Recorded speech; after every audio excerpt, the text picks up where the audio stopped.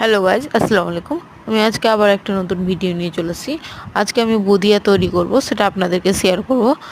দেখতে পাচ্ছেন আমাদের ঈদের জন্য কি কি তৈরি করেছিল সেটা আপনাদেরকে শেয়ার করব।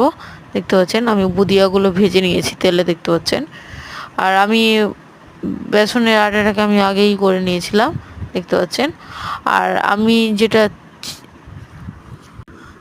চিনি সেরা করেছিলাম সেটা দেখতে পাচ্ছেন, এই বাটিটার আমি 1 বাটি করেছিলাম, সেরাটা দিয়েছিলাম চিনিটা, দেখতে পাচ্ছেন। আমি এবার ছাকনা দিয়ে এবার আপনারা চাইলে কোনো কিছু দিয়েই করতে পারেন এটা।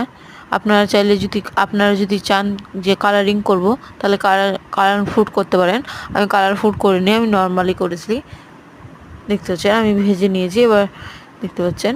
এবার হালকা লাল করে ভেজে নিব, আমি হালকা বাদামি টাইপের ভেজে নেব।